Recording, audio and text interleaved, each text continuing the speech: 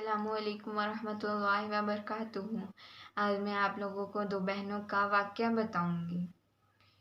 एक शख्स था, जब भी वह कब्रिस्तान से गुजरता था वो वहाँ रुक जाता था मुर्दों की दुआ करने के लिए। एक बार वह कब्रिस्तान के पास से गुजर रहा था तो उसने सोचा क्यों ना मुर्दों के लिए दुआ की जाए, और वह कब्रिस्तान के अंदर चला गया। उसने सोचा कि मैं आज सूरे फातिहा पढ़ूंगा। जैसे ही उसने तिलावत शुरू की उसके पीछे से आवाज़ आया। वो जब मुड़ कर देखा तो एक कब्र के ऊपर सांप बैठा हुआ था।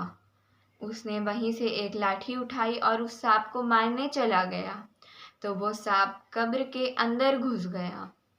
तो उसने देखा कि उस कब्र से बदबू आ रही है, तो उसने उस कब्र की मिट्टी उठाकर सूंघा तो उस मिट्टी से बहुत ही गंदी बदबू आ रही थी। तो उसने उसका मिट्टी को फेंका और उसकी पड़ोस वाली कब्र की मिट्टी को उठाकर सूंघा तो उस कब्र से बहुत ही अच्छी कस्तूरी की खुशबू आ रही थी। उसने सोचा ऐसा कैसे हो सकता है, तो कब्र के ऊपर पत्थर में दोनों का नाम, पता और उम्र लिखा हुआ था, जिससे उसे पता चला कि वो दोनों बहनें हैं। एक की उम्र 25 साल थी और दूसरी की उम्र 20 साल थी। तो वो पता करने उसके घर चला गया। जैसे ही उसने दरवाज़ा खटखटाया तो वहाँ से एक बूढ़ी खातून बाहर आई। उसने कहा, बोलो क्या बात है। तो उस शख्स ने कहा कि मैं कब्रिस्तान से गुज़र रहा था तो वहाँ दो कब्र थी। एक से बहुत ही बुरी बदबू आ रही थी और दूसरे से बहुत ही अच्छी खुशबू आ रही थी, और उसमें एक की उम्र 25 साल तो दूसरी की उम्र 20 साल थी। तो उस खातून ने कहा, आओ बैठो, और अंदर ले गई। उसे पानी दिया, पानी पिलाया।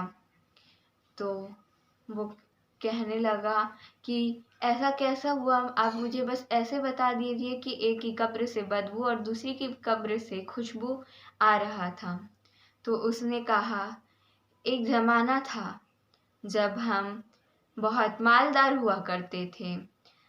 तो एक दिन मैं और मेरी बड़ी बेटी शहर से बाहर सैर पर गए तो हमने इतना खाना और पानी रखा था कि हम वापस घर आ जाते फिर भी बहुत सारा खाना बच जाता। तो रास्ते में जंगल पड़ा और जंगल के बाद एक लंबा और सुनसान रास्ता था जहाँ बहुत ही कड़क धूप थी। वहाँ दूर दूर तक पानी का नामो निशान नहीं था। तो उसने देखा कि एक शख्स और उसका बेटा ज़मीन पर लेटा हुआ तड़प रहा था। तो उस बड़ी बेटी ने उतरकर उसके पास गए और पूछा कि आप लोग ऐसे रास्ते के बीच पर क्यों लेटे हुए हैं? आने जाने वाले मुसाफिरों को तकलीफ़ क्यों पहुंचा रहे हैं? तो उन्होंने कहा, हम आने जाने वाले मुसाफिरों को तकलीफ़ नहीं पहुंचा रहे हैं, हमें प्यास की बहुत ज़्यादा ही शिद्दत है।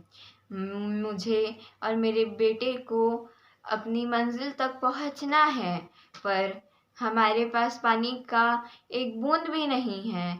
मेरा तो ठीक है, मैं सह लूँगा, पर मेरा बेटा पानी की प्यास से मर ना जाए। आपके पास तो बहुत सारा पानी दिख रहा है, आप हमें एक एक घुट पानी दे दीजिए ताकि हम अपनी मंजिल तक पहुंच सके। तो उसने उसे धक्का दिया और उसके बेटे को साइड किया और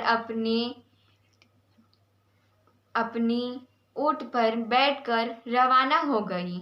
जब वो वापस आ रही थी तो उन्होंने देखा कि दोनों बाप और बेटे प्यास के कारण तड़प तड़प कर मर चुके थे। वो खुश होने लग गई और गुरूर से कहा, देखो मैंने इन्हें पानी नहीं दिया तो ये कैसे तड़प तड़प कर मर गए।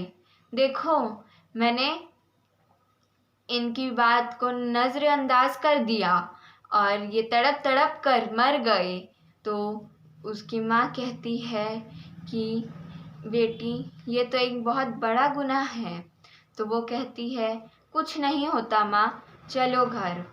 वो जब घर पहुँचे तो उनकी छोटी बेटी बहुत खुश हो गई और दरवाज़ा खोला।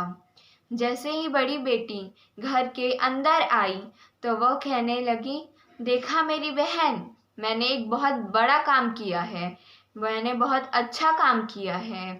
तो छोटी बहन ने कहा, अच्छा बताइए क्या किया है।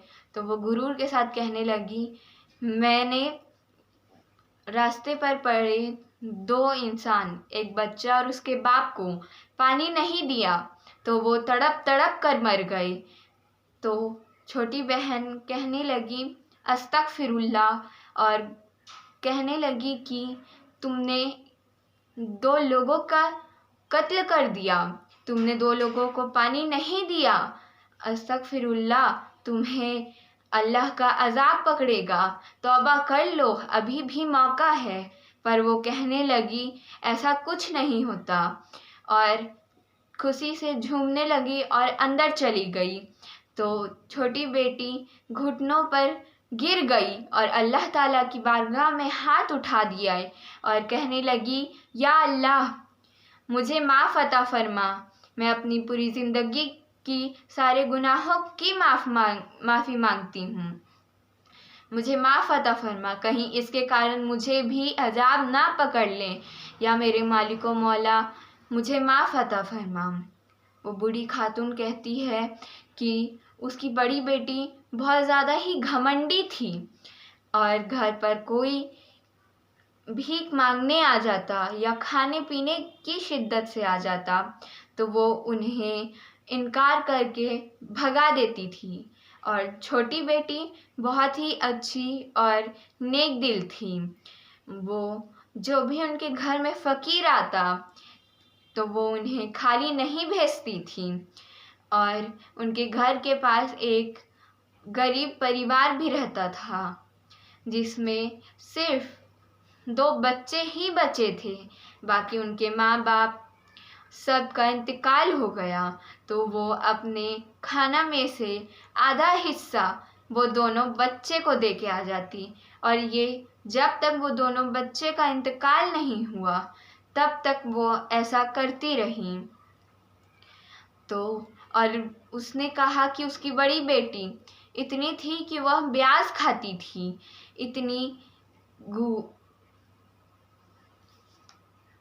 इतनी वो गुस्सैल थी और इतनी गंदी थी कि वो गरीबों का बिल्कुल भी ध्यान नहीं रखती, गरीबों का मजाक उड़ाती थी। तो इसीलिए मेरी बड़ी बेटी की कब्र से बदबू आ रहा था और उसके कब्र के ऊपर सांप बैठा था।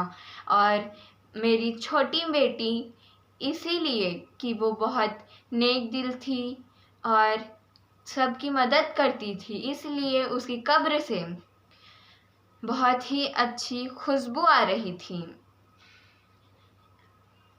आपको मेरी वीडियो कैसी लगी कमेंट्स में बताइए और लाइक एंड सब्सक्राइब कीजिए। अस्सलामुअलैकुम।